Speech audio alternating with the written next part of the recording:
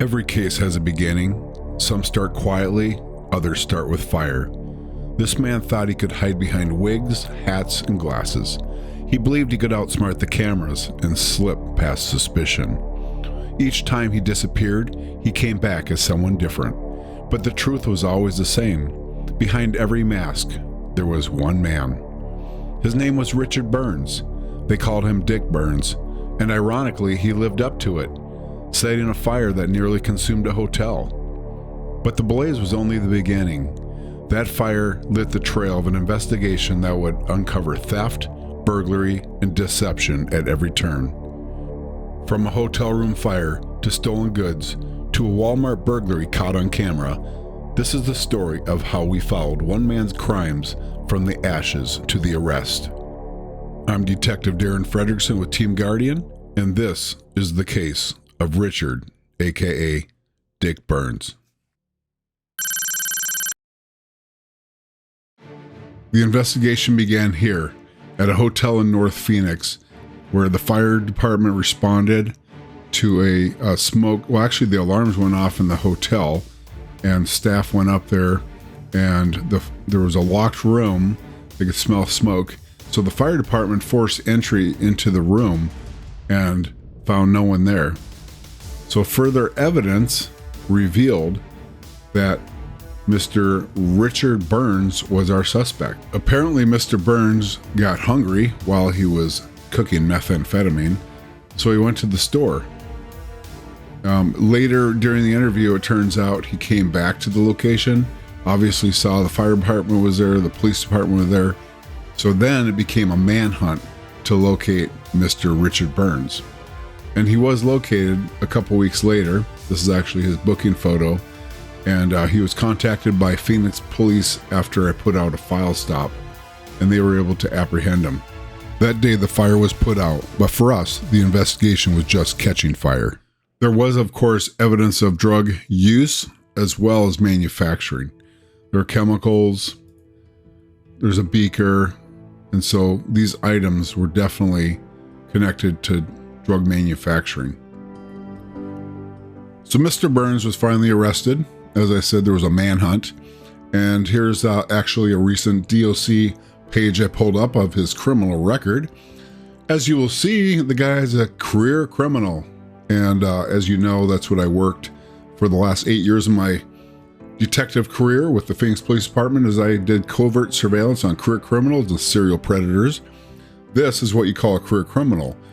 Going back to 2001, when he received 3.5 years prison DOC, and I can tell you, with seeing all these dangerous drug offenses right here, attempted dangerous drug, that means his original charge was dangerous drugs, and that he just pled guilty to attempted.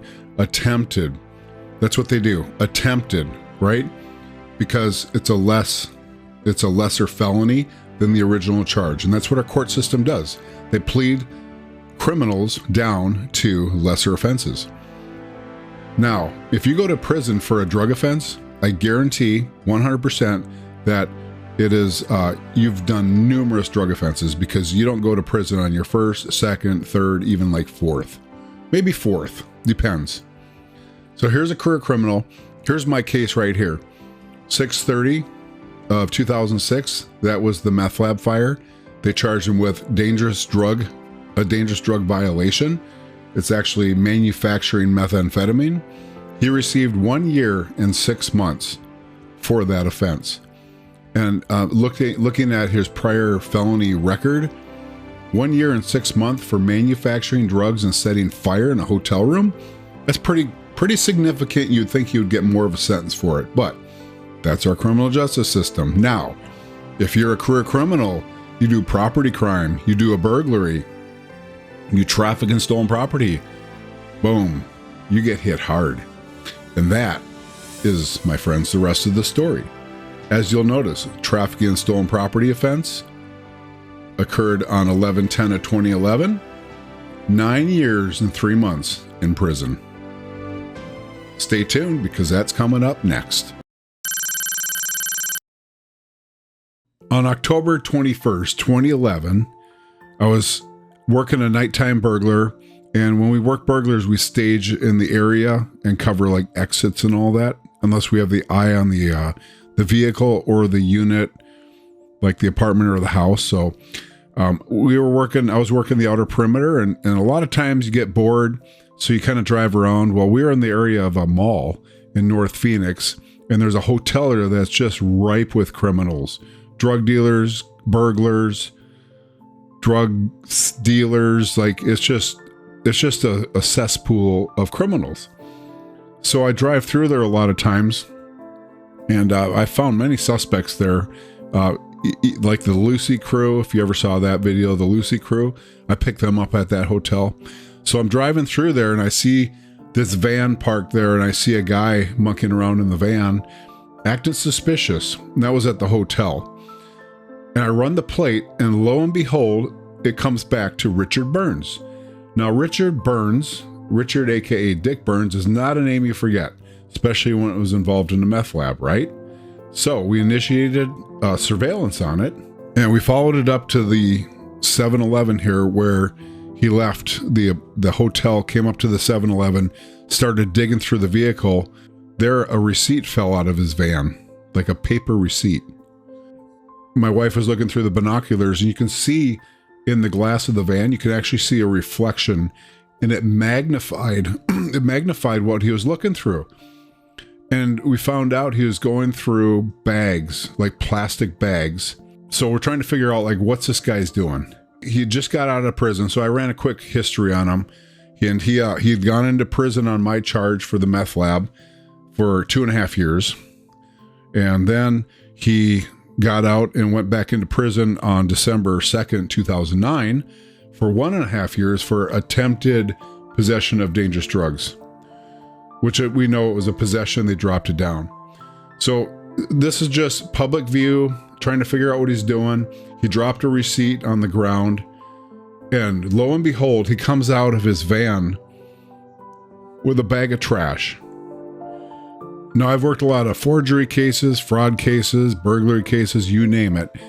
And so one type of criminal I've worked are retail fraud. They're called organized retail crime suspects for various means, going out front doors, changing barcodes. Well, this individual right here in his history showed that he had some retail crimes. Now, what do you think that is right there in his hand? That is a paper receipt. So he's going through bags of trash looking for receipts. Now, why do you think he's looking for receipts? He's a receipt shopper. That's what we call them, receipt shoppers. What do? Is they look for receipts that are cash purchases from various stores, Lowe's, Home Depot, Walmart, JCPenney's, you name it. It doesn't matter. It depends on the policy of the store, whether they can get away with it and do fraud. He's looking for receipts from a Lowe's and Home Depot, most likely. He's looking to see if it's a cash purchase, and also if there's items on there that he identifies that he then can go select from the store, take the receipt, and go do a return, and then get a gift card. And this was in the era when people were returning stolen items and getting gift cards. Now it looks like he's going to leave the 7-Eleven, and this is the first day we initiated surveillance on him to see what this dude is up to. Lo and behold, we ended up getting a GPS tracker on this guy so we could track his activities and see what he's doing.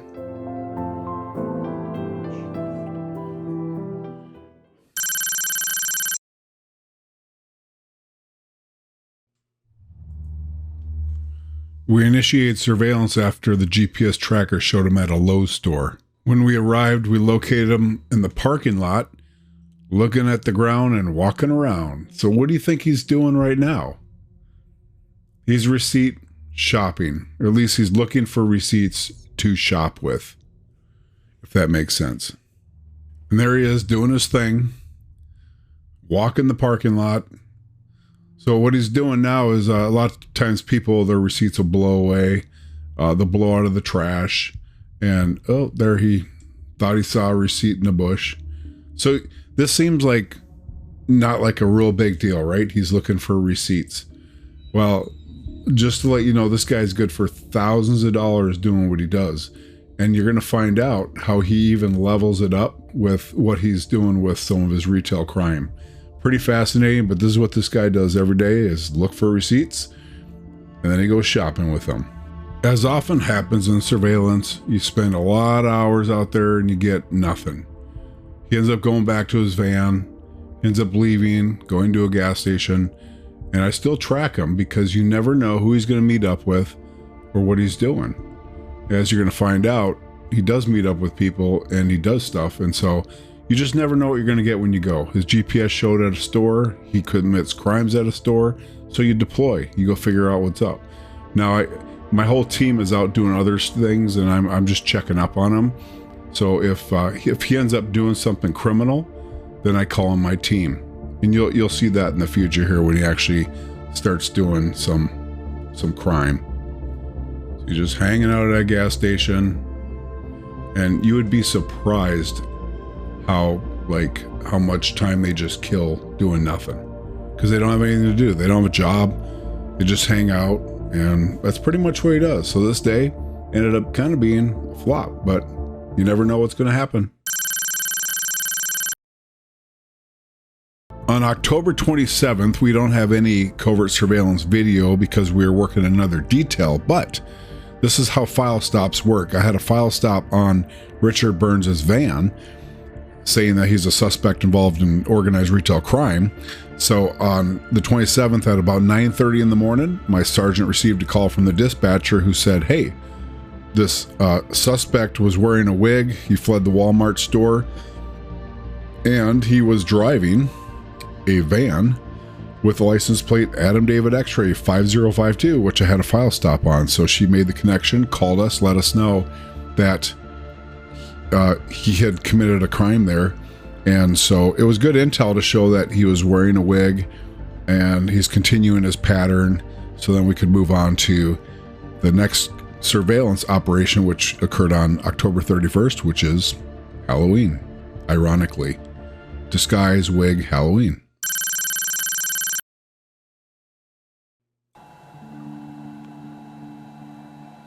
So here's October 31st. Doing surveillance at the Walmart store, and lo and behold, there's Mr. Burns. Now, I had talked with the loss prevention officer when I arrived, and the loss prevention officer told me that she had observed him come in with an empty box, or he came in with a DVD box, went to the greeter. The greeter gives you a tag. And the reason they give you a green tag is so that you're going to the return desk to return it. So it's kind of like, hey, this is a return. And so he got his green tag on his box, but he did not go to the return desk. He went to the DVD section and actually left, took the sticker off a box, put it on a box with a DVD player, and then left. Now you can see here, there is another person in this vehicle, and that's something that you want to pay attention to. Is he's got an accomplice, right? I'll bet you're not going to guess where he went after he left the Walmart. One guess. Is he establishing a pattern? Is that a gas station again? What's he doing? Killing time. Or is he meeting somebody? That's what we're going to find out. They probably already thrown him. All right, so now we got the surveillance team. And they probably already thrown him in there. And ironically, remember how I told you that, you just start poaching and looking for other criminals and suspects? So these two don't seem to be doing much. Richard Burns and his unknown female friend. So the team is watching. And one of them was carrying a red bag, like a nylon bag or something. They're watching other potential suspects that are acting suspicious. They're gonna leave, so I don't know what. But they didn't know if they had a crime or not, so they're gonna let him go. Just hit up the clerk like we know what they told him and see what he said. Well, I just went by there. I didn't see All right, so Dodge Caravan. Mr. Richard Burns has an accomplice, but we don't know what her involvement is in his criminal syndicate.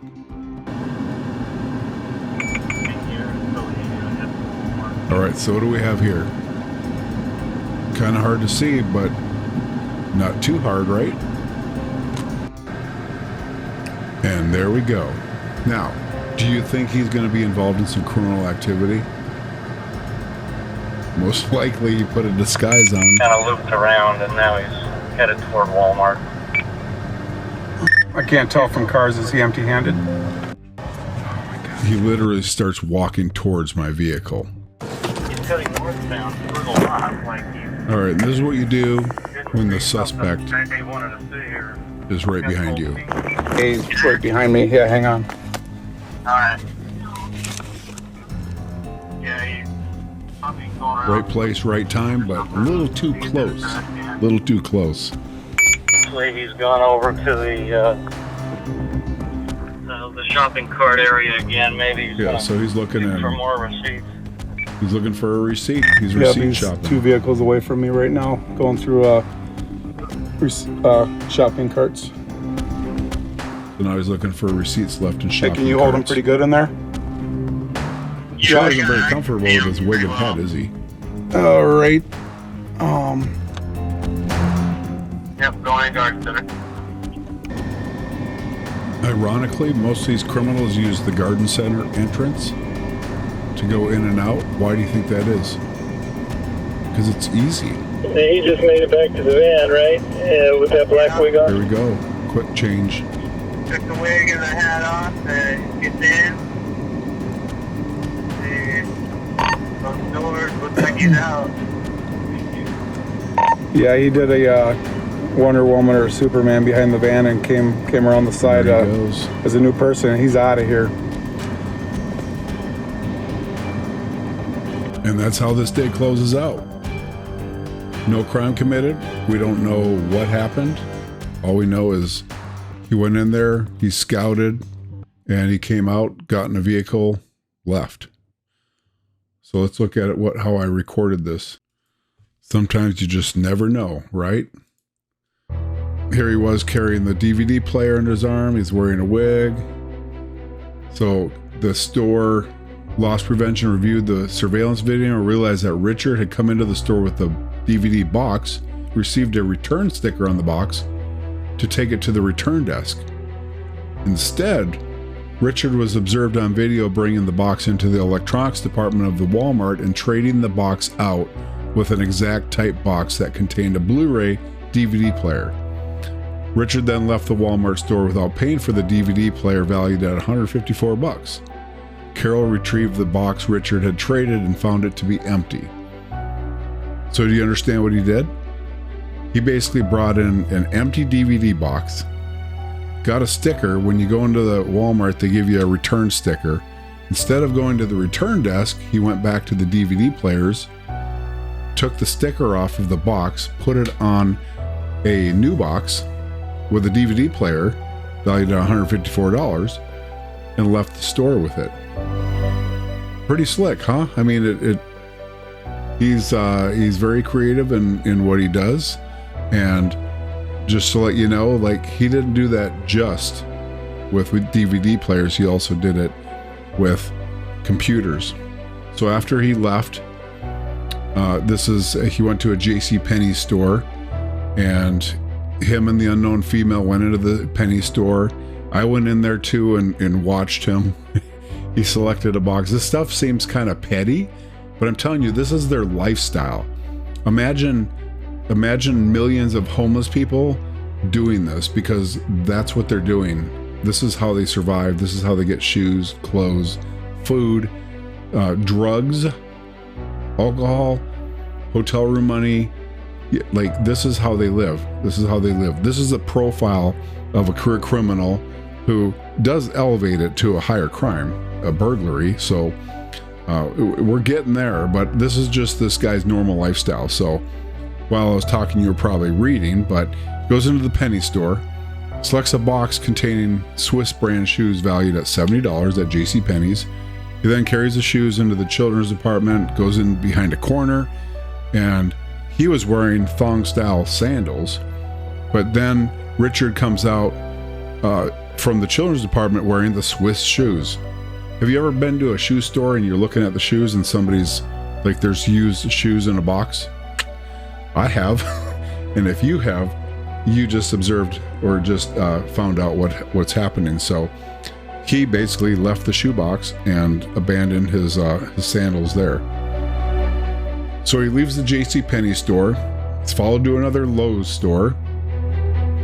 This is the same parking lot, just it's adjacent. And he goes into the store empty-handed. I follow him. I observe Richard in the garden department. He examines some Roundup product, and he's looking at it. And again, now he's looking for a specific UPC or barcode for that product so he can return it. And it looks like he was having, it looks like he found some, so he found the weed killer. He put it in a plastic bag, and then he went right to the return desk and he returned the weed killer for $42.01 cash. So how did he accomplish that crime? He found a receipt for Roundup that was valued at $42.01. It was a cash receipt. He found it in the parking lot or somewhere. Goes in there, finds that exact item, selects it, puts it in a Lowe's bag that he has. He always went in, had bags in his pocket. Took it out of his pocket, put the product in there, goes to the return desk, says, here, I'm returning this, cash receipt. They give him cash. Now, these stores, most of them have changed their policies since that time because return fraud was like out of control. It's just unbelievable. But so a lot of them have come up with where you have to have ID. You can only do so many returns. They give you a gift card. Cash or gift card. Cash is better because gift card, you can only get so much when you sell it. So that's pretty much where we're at right now.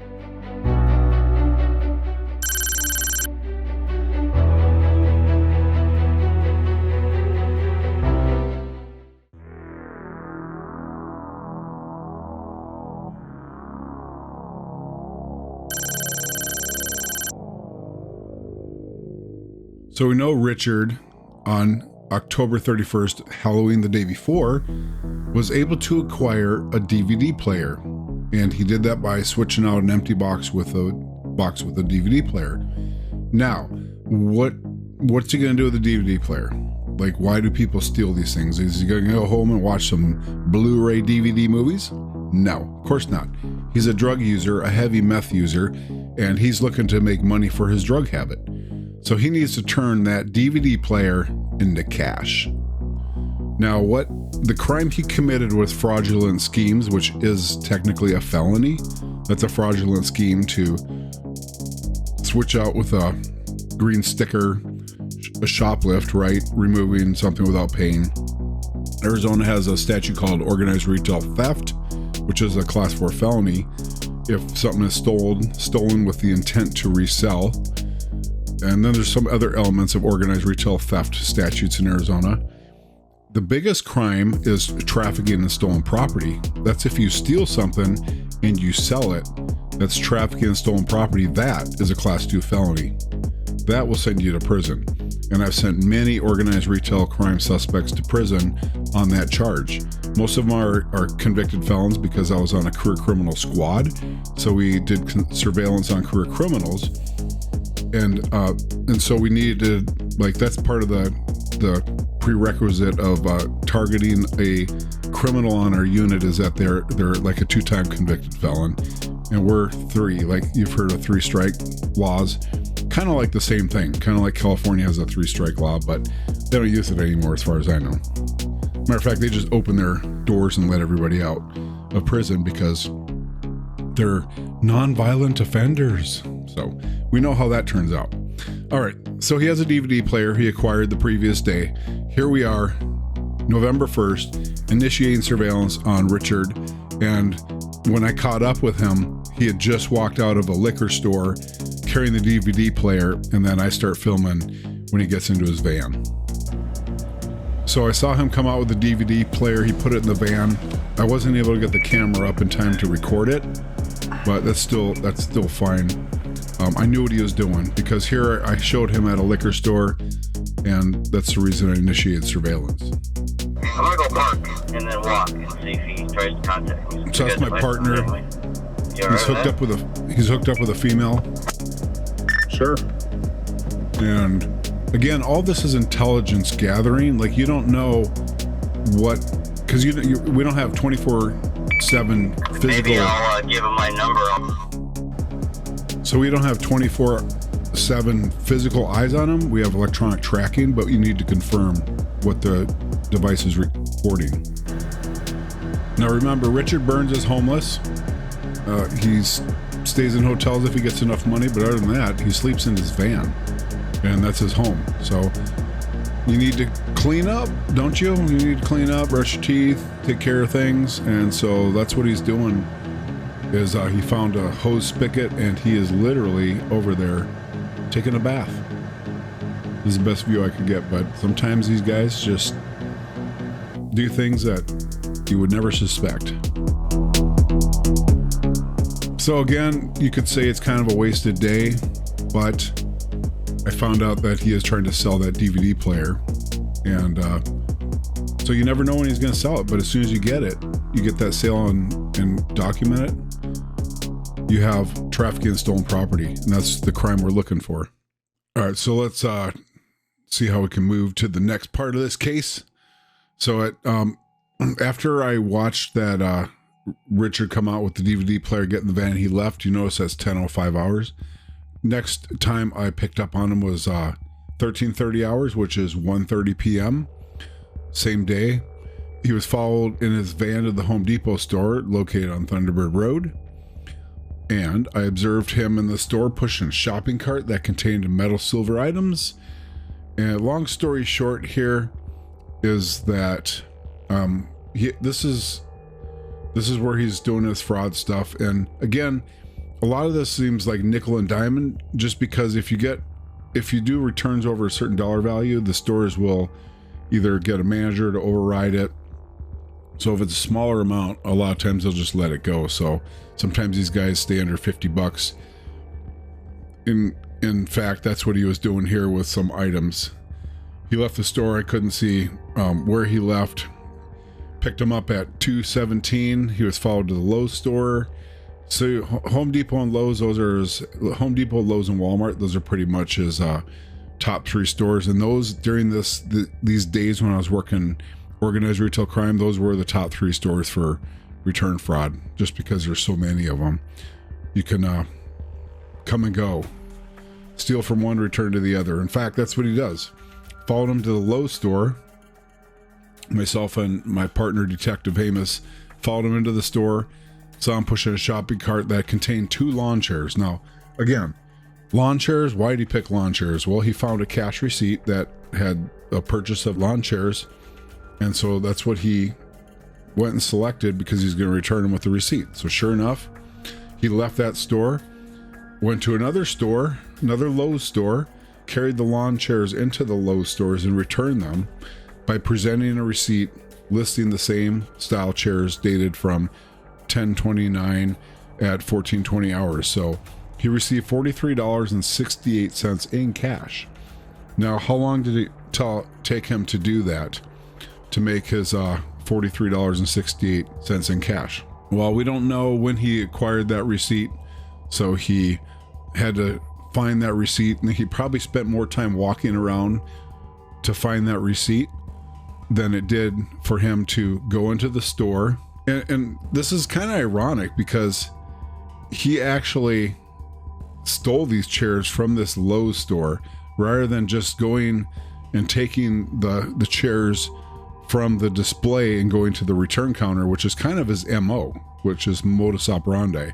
So he actually stole the chairs from the store, brought them to another store, and then presented a receipt and returned them at this other store. So it did take him, 30 minutes to make $43.68 in cash. After he left the store, that's when we arrested him.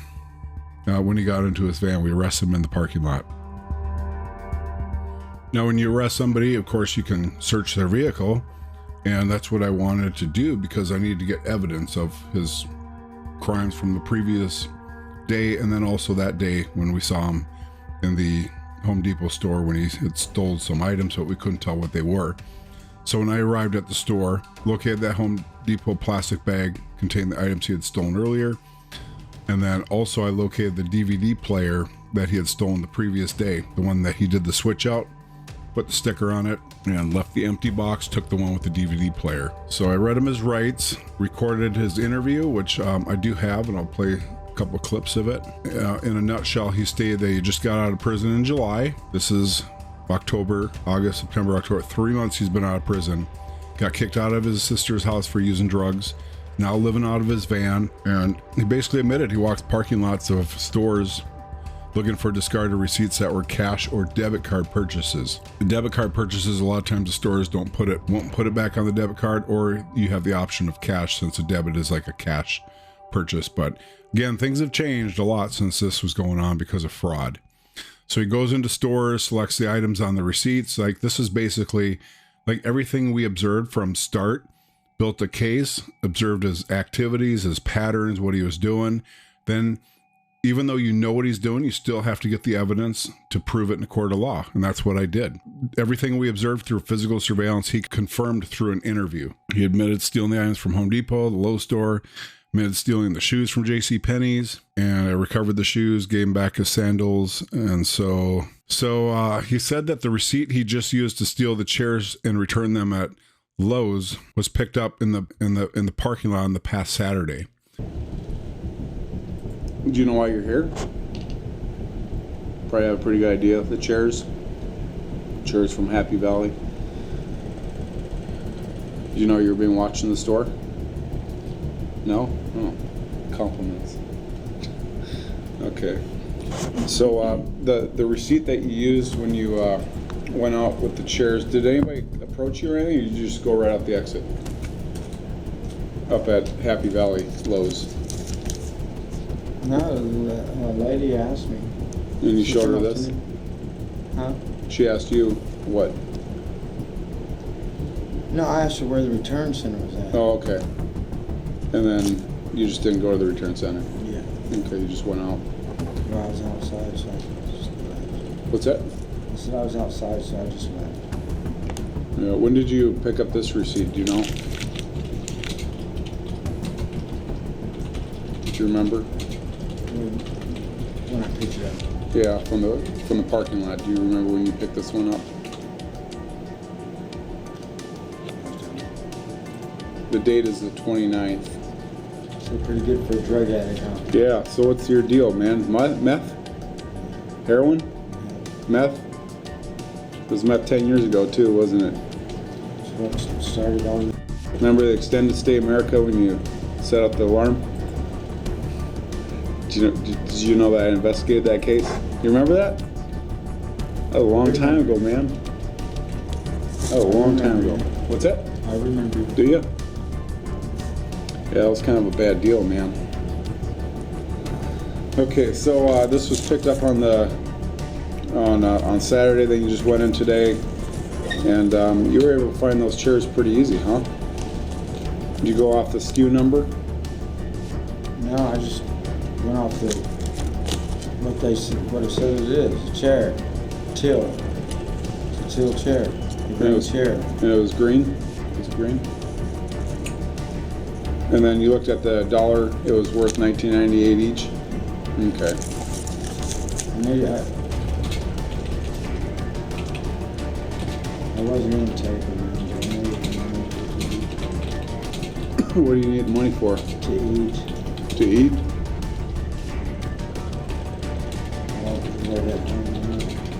Where do you live? In my van. All right, well, it seems like you're pretty much down on your luck. So remember how we knew he did a return, but we never saw where he got the receipt. Well, that's an important element of a crime, is where did you get that receipt to then commit the crime? So he said he got it in a parking lot on the past Saturday on the 29th of October. So then I asked him about the DVD player he was seen carrying when he ran out of the Walmart at 1825 West Bell Road at 0900 hours. That was the one that was the intel. Remember, we didn't see anything. The dispatcher received the call, called my sergeant. So he said he carried it into the store, but he never got it switched out for a full box. He said he just didn't feel comfortable doing it. So he left with the empty box. Rather than me explain it, why don't we just listen to Richard Burns himself? Where are your shoes? Right there? Yeah. Somebody take your shoelaces out? Yes. All right. Where'd you get those shoes from? A guy, I bought them off a guy. Let me see. K-Swiss. He was selling them. Really? Have you ever seen these before? The coach. You got those from JCPenney's yesterday. Remember that? Remember pennies? What's that? Come on, Richard. I can give you the shoes back. I want you to change them out there in the little kids section. Man, you got these things dirty already. I thought you said you weren't gonna lie. How long y'all been following me? It doesn't matter, man. We're trying to benchmark when you're gonna start telling us the truth. Yeah. And then we know that we're on the same page. That's what we're doing. So, let me ask you something. All right, hold on here. All right, let's get on the same page. All right, y'all want me on the same page? I'll get on the same page. Yeah. Let's cut the bull. All right, let's cut it. So last Thursday, Walmart, about 10 o'clock. Throw on the wig, throw on the baseball cap, and you go into the Walmart, 19th Avenue, Bell Road. Remember that? Grab yourself a DVD player, and then you went running out. No, that was an empty box. That was an empty DVD player box, straight up. That you came out with. Yes, that and the man, yeah, that I came out with. That was an empty box. Hey, straight up, look, check this out. So You why- see that box in the van, that big TV box? Yeah. It's empty, Uh-huh. but it's taped closed. So why is it? Now, if you put that on a dolly and you take it in there, that door personnel, he ain't gonna touch that TV, that box. He's just gonna take that gun and hit that cue, the bar number, and then he's gonna hand you a sticker to put it on the box. He ain't gonna hand you the sticker. He's gonna peel the thing off and stick half of that sticker on the box and half of it off the box. Then he's gonna tell you to go to customer service. Then when you go to customer service, on your way to customer service, peel the sticker off, stick it on your hand. Don't go to customer service, go to the bathroom. The bathroom's right there next to customer service. That box was empty. The black man didn't stop me on the way out. Another gentleman did. I said, here's the sticker that man put on the box. Okay? Okay. And he asked that man, the doorman, did you put this on this, did you write this ticket? And the man said yes. So at that time, another black man came up and started going like this, pointing towards the end of the store where my vehicle was at. My vehicle's just sitting in the parking lot. Now you want to be on the same page? I'm going to get on the same page with y'all. Okay. All right, because I do remember you. The deal is, I didn't steal nothing out of that Walmart that day. It shows me going in with the box, with the DVD player, and it will show me coming out with the DVD player. I did not steal nothing from that store. And that's the truth. So why would you do all that? Because the empty box, if I go in there with the empty box, that man's gonna hit that big machine. Then it's gonna print out what that item is. A return ticket. Then you could take that, you could either go in that store and get the same thing, or you can go to another store and you got a sticker to go and get the thing Stick it off on something. and stick it on the same. You following me now? Carry that one out. Yes. But I'm telling you, I did not take nothing from that Walmart that night. So why didn't you? I don't know, I just didn't, man. I just don't do this shit all the time, man. Okay. Just when I'm down and out and I need money. Okay. How about yesterday? What about yesterday? Yesterday, Yesterday you went into the Walmart at 83rd and Union Hills with an empty box. Right. And you got the little sticker, right? You Yeah. went back and you actually switched it out on a good one. And then you went out with the good one, Yeah. right? Yeah. Because I watched you. And then, What do you guys want from me, man? I don't just the wanna, truth, man. We're just trying to find out. I don't want to get in more trouble than I'm already in trouble, man. You're not. Like I said, all this is going on one report. I'm listening to the victims one report. It's one charge. Actually, it's not one charge. It's a charge for each victim. But I'm not going to go out and start shopping for victims because I know there's more out there. What am I looking at here? Shoplift, a felony charge, or? I mean, really, man, come on. What can I do for you guys, man? Just. I don't know. What were you doing yesterday? At the how come you at the Walmart you went in with the wig on and everything yesterday? Way out there, man. After Penny's. Remember after you got your shoes at J.C. Penney's? Oh yeah. Just. You went in there with the wig and all that, and Yeah, went in there. Were you gonna do something? You just chickened out or what? Yeah. I was gonna try to take something. Okay. I just, said. I walked out. I said I ain't gonna do it. Okay. So the Lowe's earlier in the day. Remember the Lowe's where you went and got the Roundup? Remember that? When you got the Roundup, and then you bagged it in the back, brought it up to the front, got $42. $42.01. Something like that. Yeah.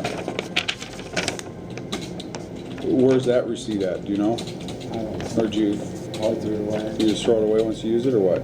Yeah. It actually shows that the receipt was from a different store on the 28th, which would have been Friday. So obviously you didn't pay for that Roundup. You just did your little thing where you shopped the receipt. Looked like you were having some trouble with the Roundup. You started with the big white one. Yeah. Remember that? Big old gallon jug, gallon and a half or whatever. Like a gallon. Yeah, a gallon jug. So then you went into the back of the store and whipped out your bag and threw them in and basically just went right to the return desk then. So how come you didn't just go to the return desk today with the chairs? I really don't know. I really don't. It's just however you feel or what? I don't know. I mean, it's like a.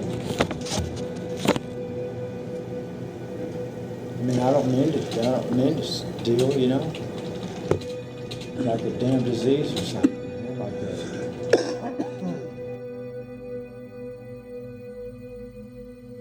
So I asked him about the DVD player he stole from the Walmart store located on 83rd Avenue. He said it was an empty box. He said he uses an empty box so he can get a return sticker. Okay. Empty box, get a return sticker. Once he gets a return sticker, he says he can switch the sticker to a real box. He said when the alarm goes off at the exit, he just says the service desk wouldn't return my item because I don't have a receipt. So get it? Even though those things have sensors on them for security, he's putting a green sticker on it. And so when he goes out, he'll just show them the sticker and say, oh, I don't have my receipt. They won't take it back. And he literally is walking out when the alarm goes off and tells them a story they believe. So then I asked, because you have to get the elements of trafficking and stolen property, what are you going to do with the DVD player? Are you going to go home and watch movies with it? Of course not. He said he sells it to support his drug habit. Buy food, get a hotel room. So I told him I saw him visiting a 7-Eleven store on 20th Drive in Cactus, and he went there quite a bit. He said he met a guy named Rom who owns the store and buys stolen electronics. So Richard here, this is pretty crucial. He said that he has stolen at least, spelled wrong, see, at last. He's stolen at least 30 Dell computers from Walmart stores and sold them to Rom. I asked Richard about the liquor store at 19th Avenue in Dunlap, where I saw him carry the DVD player box in. He said he tried selling it, but they didn't want to buy it. So these are, like, Rom is known as a fence on the street. A fence is a person that buys stolen property. So here I asked Richard, how do you get Dell computers out of a Walmart when they have spider wrap security straps on them? if next time you go to a Walmart, look, or home, go to any store that has valuable items, Home Depot, Lowe's, you name it. They'll have spider wrap with security sensors on it that alarm if you cut them. So he says he steals rolls of return stickers from Walmart store departments. Like he said, he'll go into the sporting goods, the paint, the linens, the home garden. See, those areas aren't as high value. Like they don't have high value items in it. Sporting goods probably does, but if you go into those areas and the green stickers, you can just find them sitting around because they don't protect them. You have to protect those. That's to basically interfere with a fraudster. Those green stickers could be exploited and used to commit crime, and that's what he did. So he said once he has the return stickers, he can write on the sticker the type of item he is going to steal. So he literally will write. So see how he says flat screens, TVs, computers, anything that Rom wants to buy. So Rom is a fence. Rom says, hey, I want to buy X, Y, Z. Then he'll tell him, Richard, and Richard will go select those items.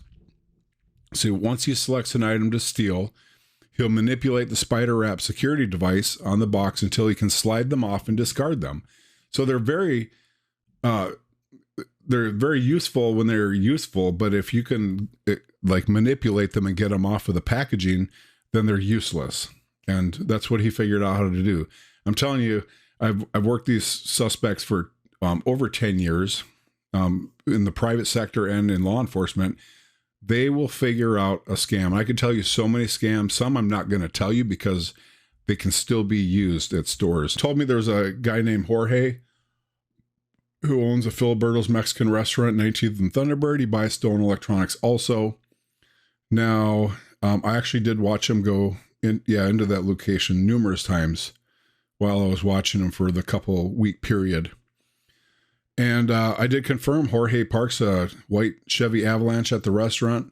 And, there's the plate is right there, which I'll block out. And his date of birth. I can tell you that... you know what? I'm not even going to block it out because 1/1/64, I can already tell you that's a throwdown date of birth, like 1/1/64, like January 1st you were born. Yeah. We have a big problem in Arizona with fraudulent driver's licenses and IDs from MVD. They have people inside MVD that will give them IDs. All right. So I asked Richard, why does he wear a wig at the Walmart stores? He said he suspects he is known to employees or security because he's gone to so many Walmart stores stealing. There's a lot of Walmarts in the Valley of the Sun in Phoenix, Arizona.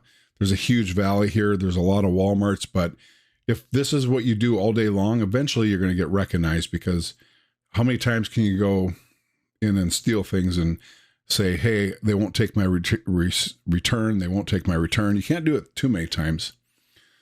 Okay. So now, this is where we get into the really, really crazy stuff. Let me pause on this. Okay, so this is where if you're a detective, you can read between the lines. Maybe a smart defense attorney might be able to read between the lines. But it says Richard was released due to an ongoing investigation.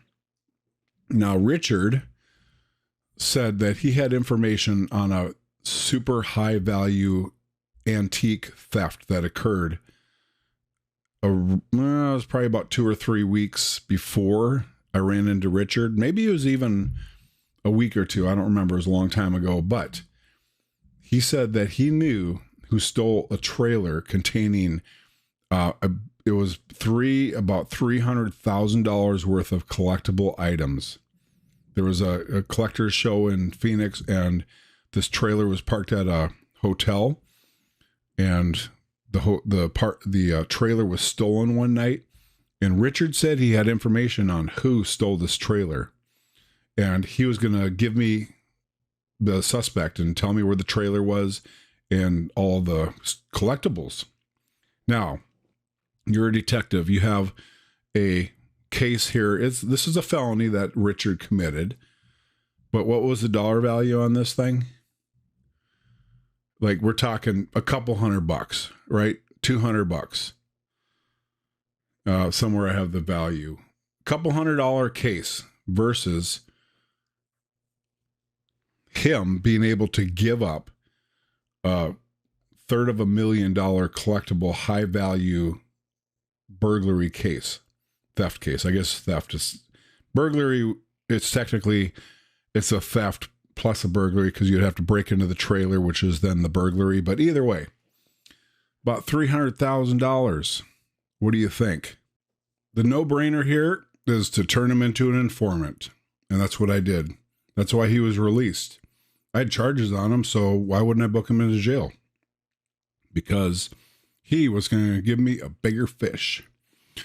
So I released him, left the tracker on the vehicle, and kept in contact with him initially via cell phone, but he dropped out pretty quick. Like informants, especially drug using informants, sketchy as heck. Because most informants are in the criminal element. And if you have, like I worked drug enforcement for 8 years, so most of my informants were all drug addicts, right?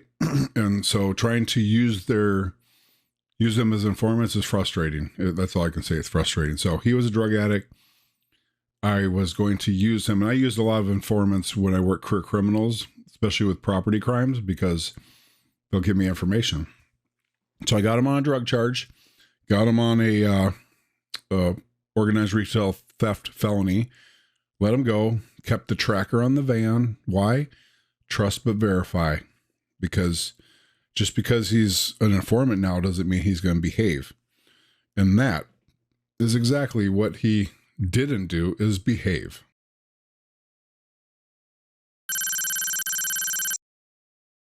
On November 10th at 0300 hours, Richard Van was observed by electronic surveillance parked in the neighborhood behind the Walmart store located in Anthem, Arizona. At approximately 4:45 hours, the van left the area and drove back to Metro Phoenix. Now, I came in at 6 a.m. to work, and I pulled up his activity like I did every day. I pulled up his activity to see what he did the night before. So as I was getting ready for work, I pulled up his activity and noticed that he was by a Walmart in the middle of the night in Anthem, which is very remote. It's a neighborhood. It's all homeowner association, all track housing. And he was parked in the neighborhood. Why would he be parked in the neighborhood for almost 2 hours, 3 o'clock to 4:45? Well, that's why you're a detective. And that's what you got to figure out. Initiated a surveillance. And this is what we found out.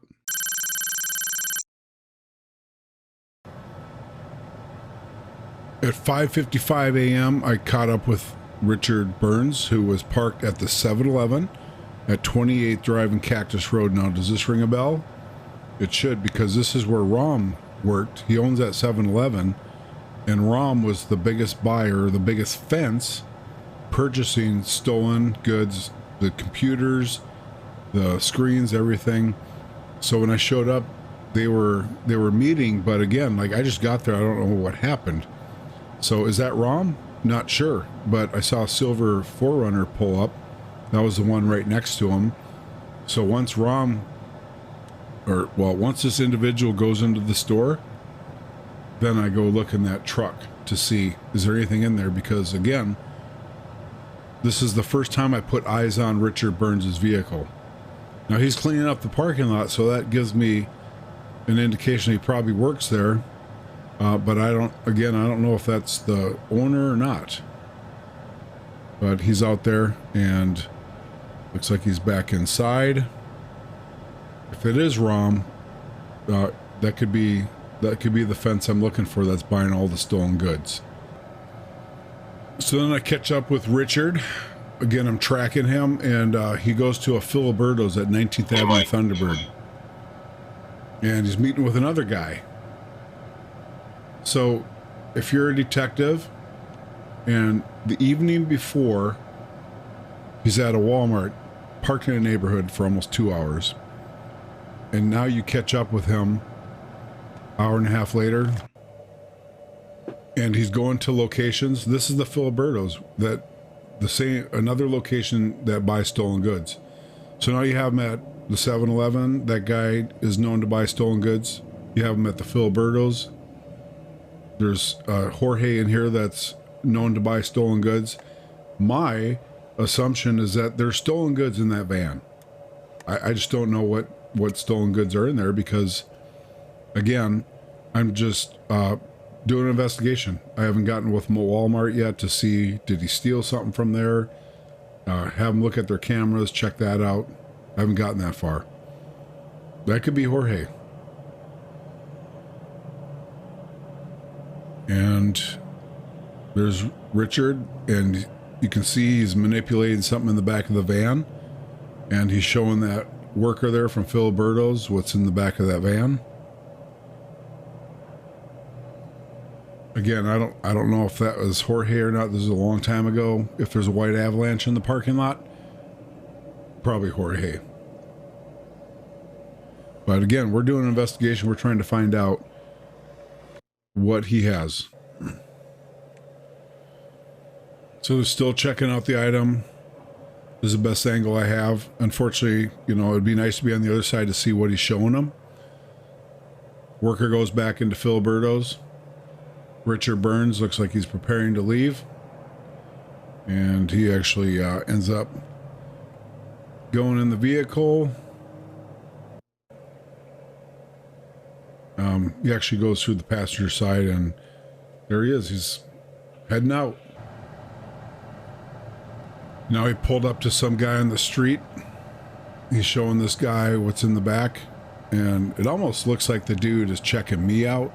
Sometimes you don't know, but he actually could have been checking out that vehicle that just went by me. Looked a little paranoid though, didn't he?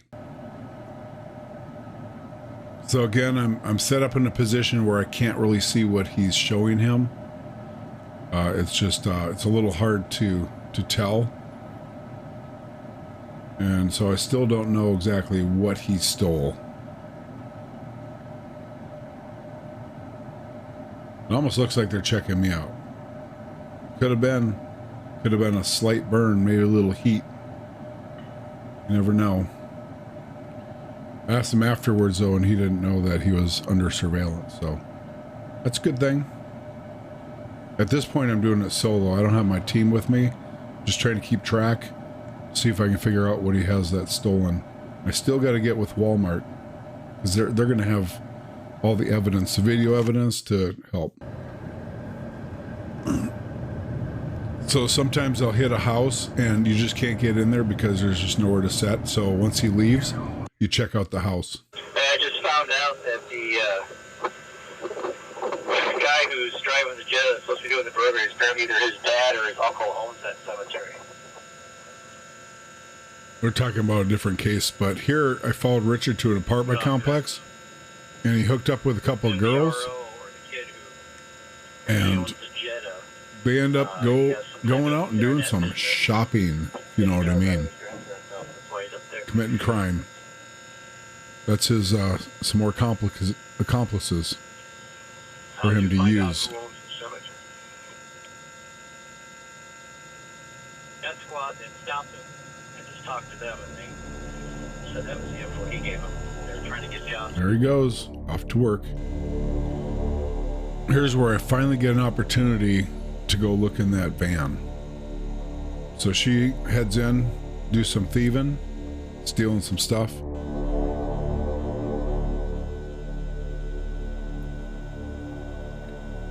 So still they're monkeying around the van. She could be scouting too. Can I give you my direct number? Shoot, I can't write right now because I'm filming.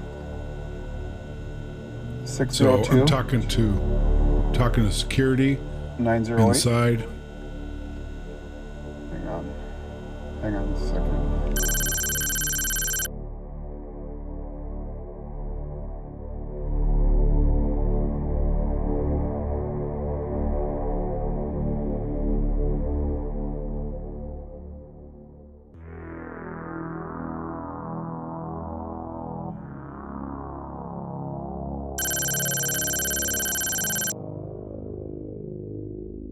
Let's do a little recap since Mr. Richard Burns moves around so quick and does so many crazy things. So we watched him come out of a Walmart store basically after doing a switch out on a DVD player. And then we needed to follow him around to see if he sold it or not. So we were able to get Mr. Burns arrested after he visited some stores, did some fraudulent activity, and now we are interviewing him to find out like what he did, why he did it, how he does it. And he pretty much was open with everything. After he played a little, played some games, and then we said, well, actually we saw you do it. And when you hit him with the truth, like, hey, we were watching you, and we blew his mind on how long we were watching him and how much we knew. So then he decided, oh, I'm in trouble. Like, I'm going back to prison. And again, he just got out of prison, I think, 3 months before this for another crime that he did. So he threw out a case that he knew about. He threw out that there was a guy that did a burglary of a trailer with collectibles in it, and it was worth, well, actually I knew about the case because we were actually trying to locate the trailer that had all these collectibles worth like $300,000. Well, Mr. Burns said he knew who did it, and so like I didn't introduce that information to him. He volunteered it to me that he knew something about this burglary. So obviously, even though I have a career criminal here who's doing a lot of crime, I'm more interested in a big case, a burglary case, especially when you have a victim that's out $300,000 or so of collectible items. I want to get those items back to him because you can't. They're not replaceable. They're collectibles. He was in town for a show. He had his trailer parked at a hotel, and the trailer got stolen. So it's during that time we had a lot of stolen trailers going on. There was a group, at least one group, that was stealing trailers all over the valley of Phoenix. And even if it was locked, they would just literally drag it away and then cut the lock later. So they probably stole this trailer not knowing what was in it. And, they targeted the trailer, but now they have all these valuables. Who knows what they're going to do? Like, worst case scenario, they throw them in a dumpster. That would be terrible. So he had information on this big burglary. So we thought, okay, let's sign him up. Let's see what he can do. And I left the tracker on his vehicle, gave him an opportunity to come through. And after about a week or two, he just pretty much ghosted on me. And then one night I got up, checked his activity. We talked about this, and I saw that his van was parked at a Walmart. So there was that Walmart in North Phoenix, and just pretty much in a neighborhood, and I noticed that his vehicle was parked. This is a recap. Vehicle is parked in the neighborhood. Well, why would you park in a neighborhood if you're going to a Walmart? You're going there to do a crime. So that's what ended up happening. During the surveillance, we followed him to various locations, including a 7-Eleven that was a known fence that buys stolen property. We also followed him to a Filiberto's where Jorge, another known fence, owned this Filiberto's, or basically worked there. He was a manager. And so during this time, we suspected that Mr. Burns was trying to sell stolen property, but we didn't know what he had in there. We knew he was at a Walmart store for about 2 hours in the middle of the night, but as a detective, you got to figure out like what's going on, and that's why I finally had an opportunity to sneak up and see what was in his van. After he went to a store with some friends, accomplices, and they went in, and then he later went in, I was finally able to get a view inside his van. And this is what I found. A 40-inch LCD TV in the back of his van. Now, I didn't know how he acquired it, where he got it, if he really got it from Walmart or not. That's what I had to find out. And that is where we're going next.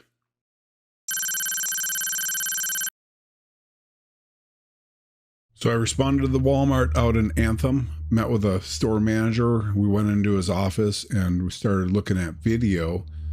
And since I knew he had a television in the back of his van, that's what I was going to key in on. So we started looking at the video to see if we could figure out how he acquired this television. So here he is making a pass. And right now he's basically scouting, is what we call it. He's scouting and See how he's looking in the back? He's looking for TVs or electronics that aren't spider wrapped. And it's crazy because you'd go to these stores, big box stores, and they would have the first items spider wrapped, and then if you reached back like 4, 5, 6 items, there's no spider wrap on them. So he's looking to see if there's spider wrap on any of the televisions behind the one. So that's his first pass. He's scouting, he's checking it out, not spending a lot of time, just passing through.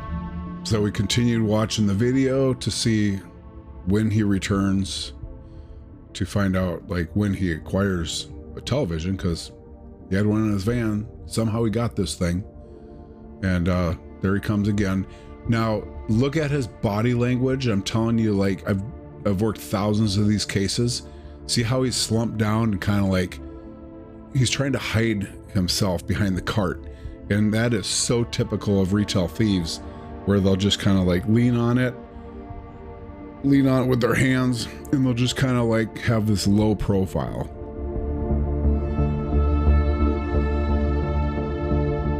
So he's been loitering in that area over there, and then he shows up and he's got like a jacket in the front of the cart. See, there's something laid down in there. I don't know if it's a blanket or what, but now he's kind of backing into position. And now he's going for it. See how he's reaching way back there? All right, then he ends up grabbing that one right there. It's a heavy unit. It's like he's trying to balance it on the cart. See how he's kind of slinking? He's a little guy already. There he is. He's slinking out of the area. You can see him kind of looking up the aisles. So now he has a TV. How's he gonna get this thing out of the store? That's what we got to figure out. He selected it. So there's 5 elements to a theft, a retail theft. You have selection, concealment. This isn't concealment necessarily. So selection, concealment, maintains control of the item throughout the whole store, like doesn't ditch it, and then passes all points of sale, and then is outside with the item. So now Mr. Burns has the television. He's making his way back to the garden center. Remember I told you about the garden center? Easiest to enter and exit because of low personnel, low security. So there he is doing his low slouch push right back into the garden center. And there, heading back in there. What is he going to do with that thing? How's he going to get out of the store? That's the question. Now here comes his accomplice. He did have an accomplice with him on this burglary. I didn't get a release from him, so I'm not going to put his interview or anything in here, and I'm not going to identify him. But there's his accomplice, who was definitely part of this burglary, as you'll find out. And so now he's got some items in there. He's got a bedroom comforter set, like an airsoft gun or a paintball gun, and some other knickknacks. And now he's into the garden center. All right, and we continue to track Mr. Burns through the store with his large screen TV. Looks like he's just wandering and making his way back toward the garden center. And there is Brian heading back with his goods to the garden center as well. Seems like they got a plan, huh? All right, here's a shot from the garden center. Remember, you got to track these suspects through the whole store, find out where they put it, and find out how they get it out. So there he is, nice, beautiful shot of that TV. And he's heading into the garden center. And right behind Richard is Brian, into the garden center. So they're going to stage their items back there.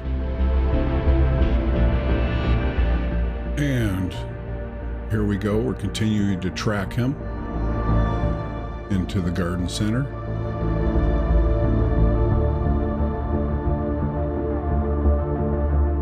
And there we have Brian. So Brian came out of the garden center pretty much empty-handed, and now we have Richard coming out with the cart. Remember how he initially selected the TV, went down the aisle, disappeared, and then he came back looking like he wanted to grab another one? Well, there he goes. He stashed that TV in the garden center. Now it looks like he's heading back to check out for another one.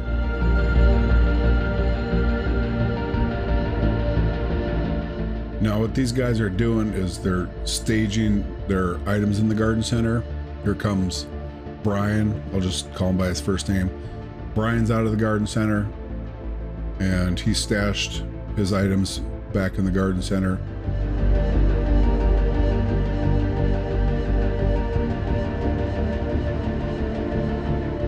Now you have Mr. Burns coming out of the garden center with a cart. So what did he do with the TV? It's back there somewhere.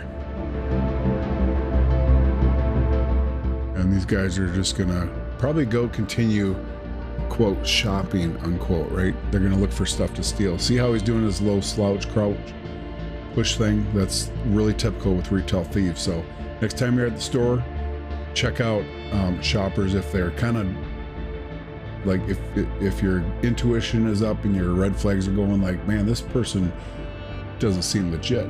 It might be that they're stealing, because trust me, I spent many years doing this, so the body language says it all.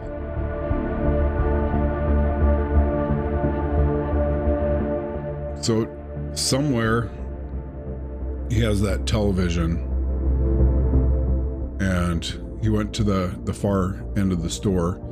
So now here he comes again, and now he has a cart that it looks like it's the original cart he had. And I don't know if he's looking to maybe grab another one, but this is after he already selected the one cart and left, as you can see the timeline. So it almost looks like he wants to grab another one.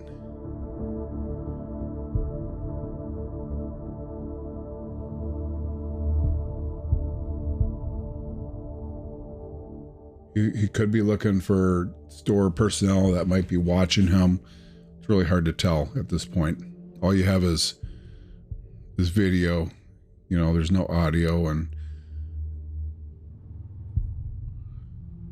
so there he is over there loitering by the other televisions, and he's up to something. It's just hard to tell.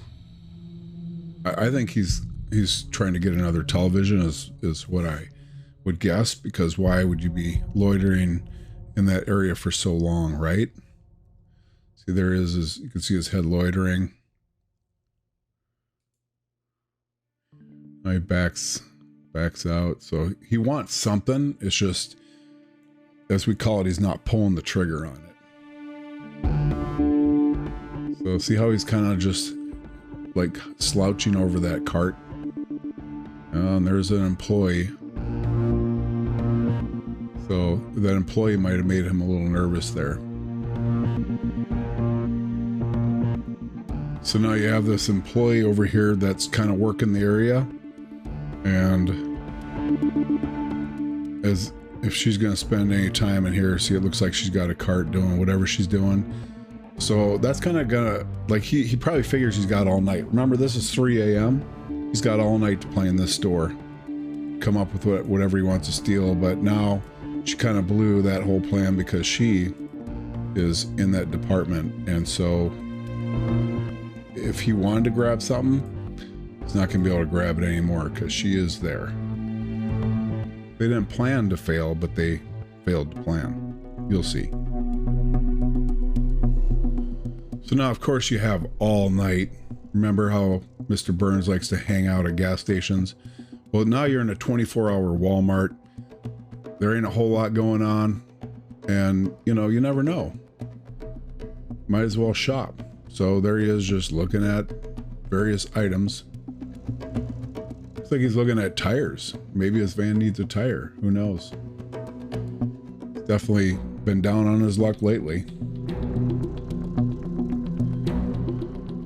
Again, on surveillance with suspects that have time to kill.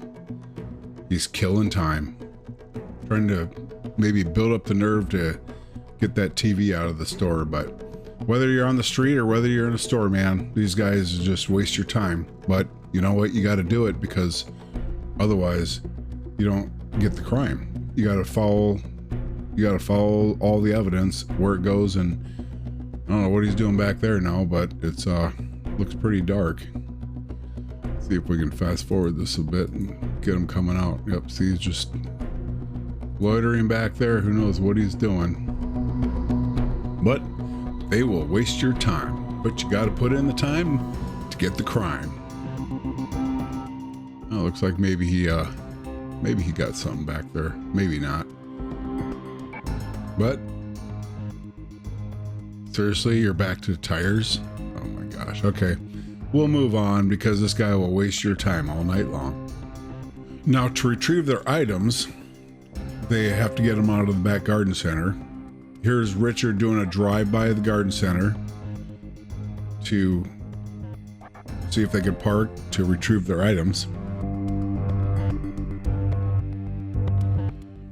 Instead, they park the van, come in on foot to retrieve their items from the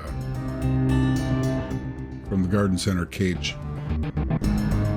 So they're coming up with their strategy. This is in the rear of the Walmart store.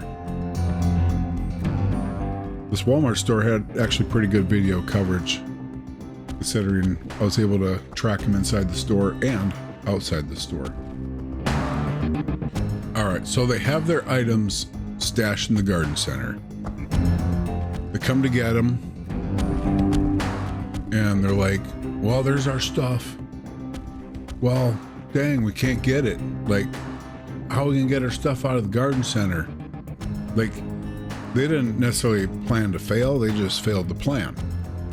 So they're like looking in there, they can see their goods, and they're like, dang man, so close yet so far. What are we gonna do? Well, if you're a criminal, you got a Walmart in the middle of nowhere, and you need a tool to get into the garden center, you just have to go get a tool. And that's exactly what they did. Brian goes and buys a pair of bolt cutters from the Walmart store. So this is kind of comical.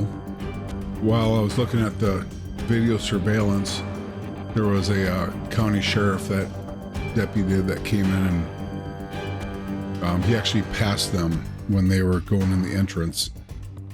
And here he is buying something. So here he is buying something.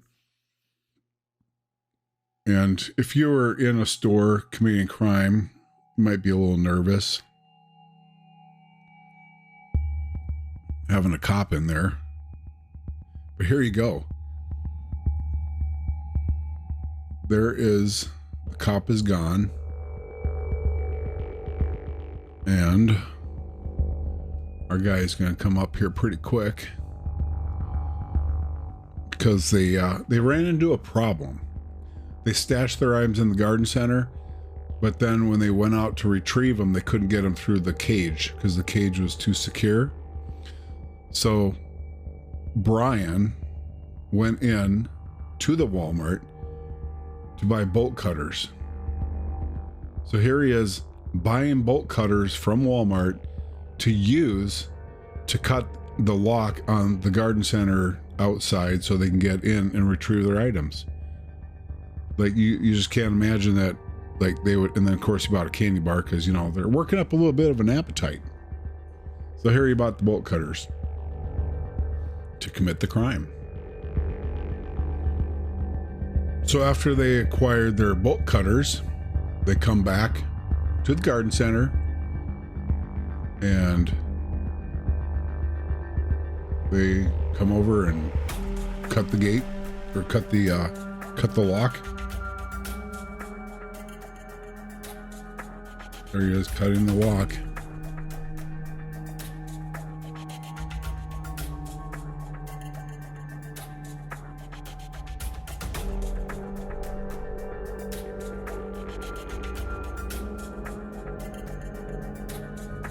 There he is grabbing his goods out. Leaves with his goods.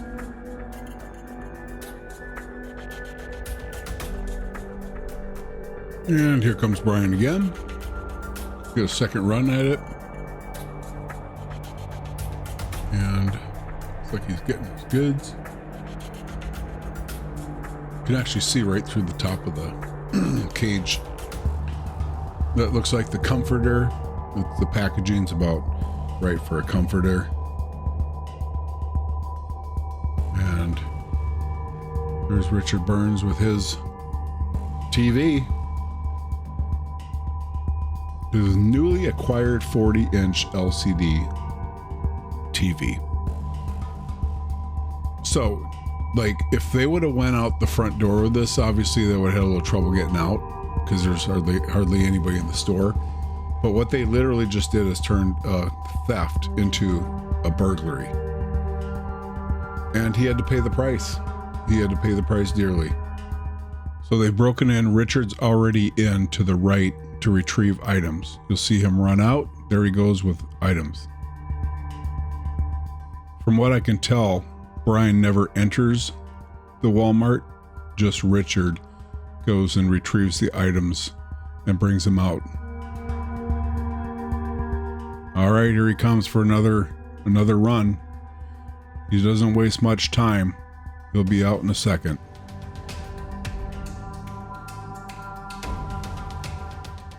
All right, so the entrance is to the left. So over in that direction. So there he's coming in and going out. Coming in for another trip to retrieve some more items. And we should see him going out here.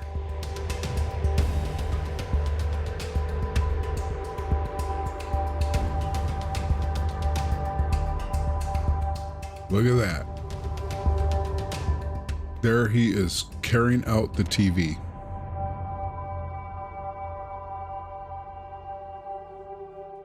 So here's an overall of the area they broke into.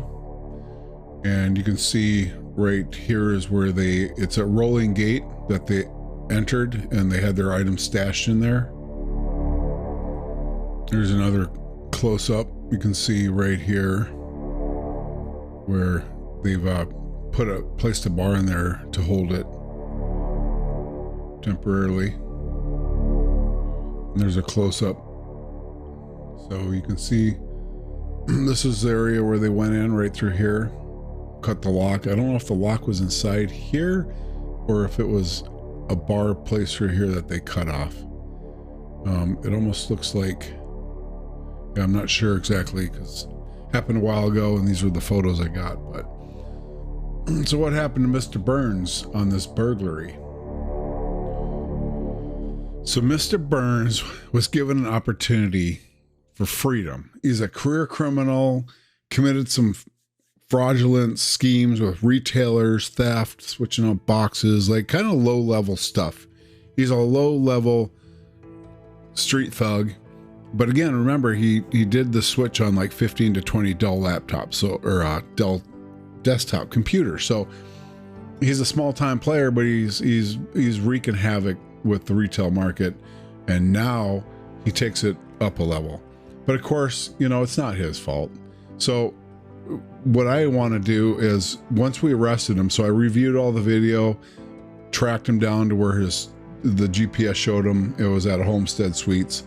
And there was a whole hoopla with one of the girls that was in the van, ran into the room, hit herself, and all the stuff was gone though. So I needed to recover stolen property.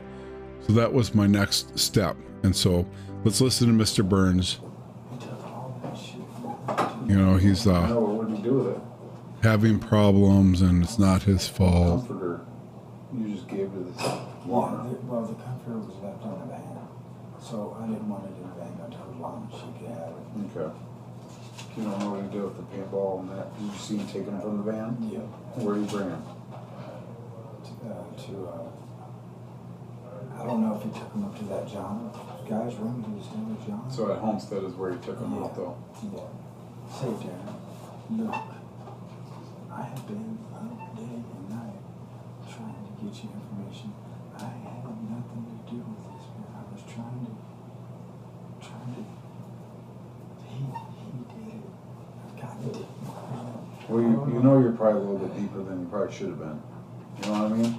How do I fucking? I mean, I'm trying to get I don't know, but I told you, man. I said, you know. I did. I called that number, Darren. There's that fucking answering machine answered. I don't deserve this, man. He doesn't deserve it. Oh my. He doesn't deserve So it. Lana, is it true that you know her through your mom's trailer park or something? Yeah. Okay.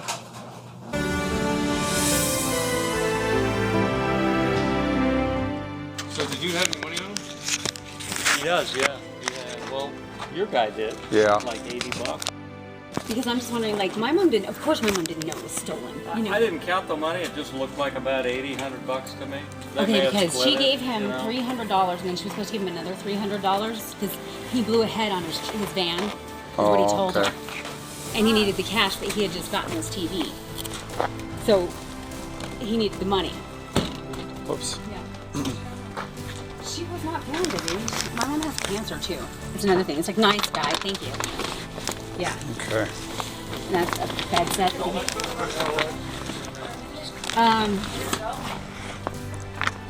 Oh, yeah. All right, so let's see where we're at. Bring some closure to this case. Mr. Burns, there's my trafficking and stolen property case on November 10th, 2011. What was it really? What was the charge? It was burglary. Like he committed a burglary. They like literally bought bolt cutters, cut a lock, went into a caged area that they did not belong, removed property, and stole it, and then sold it. He sold the television. And he got trafficking and stolen property. Now, he did get 9 years and 3 months. And his imposed prison date right here, you can see he went in January 18th. So he went in January 18th. Now, he did his time. Let's see here. He went in 2012. And here we have a new case, dangerous drug violation, January of 2023. And then here was one from February of 2021. So basically they combined these two, gave him another 2 years and 6 months. So 9 years, 3 months for trafficking stolen property. This right here is evidence and proof that they plea bargain cases down. So rather than do a burglary, which is it's basically it's a good class felony, but trafficking stolen property, he did sell the TV. Trafficking and stolen property is a class 2 felony, so it is the highest felony, and I'm happy with 9 years, 3 months for a career criminal who has been in prison since 2000, and he moved here from from Texas, so who knows what his rap sheet in Texas is, but so he comes out here, and then boom, 1, 2, 3, 4, 5, 6, 7, 8, 9 felony convictions. That's what you call a career criminal. Do I feel bad about sending him to prison? No. Like, he had just gotten out for his manufacturing methamphetamine drug lab I put him in there for. Then he starts doing retail crime, burglaries, put him back in prison, he gets out, and then gets more charges. So, like, this is the definition of a career criminal. And it all started 10 years ago in a hotel room where he started a fire in a hotel room and was released a few years later. And again, that name, Richard Burns, man, like driving through the parking lot, ran the plate, Richard Burns, remembered the name and initiated a case. Like, this is all on view activity, which is called like OV. OV means proactive police work, detective work, surveillance work. like he would have not gone to prison. Well, eventually things might have caught up with him, but if I didn't proactively put surveillance on him and build a case on him and track him and catch him doing this burglary, they never would have identified him and Brian doing the burglary. That was all done by proactive police work, by monitoring his activities, and this guy blew the chance to be an informant, blew the chance, and continued to commit crimes, and put himself back into prison for 9 years. So that is the case of Richard, aka Dick Burns. I hope you enjoyed this story, and as you know, there's more to come. I have case files and case files of cases, of video, photos, and all types of stuff. It just takes a lot of time to put it together. So as you know, with Richard Burns here, this spanned over 10 years. We had a lot of video on it, and it was a pretty cool case. And Richard Burns is out. If we look up here, just to let you know, you might see him out there someday. Let's see here. He was released, prison release date, June 4th of 2024. So he's been out a little over a year, and standard release, so doesn't look like he's on probation or parole. So I hope Richard Burns cleans up his act and doesn't have to go back to prison. All right, folks, talk to you later.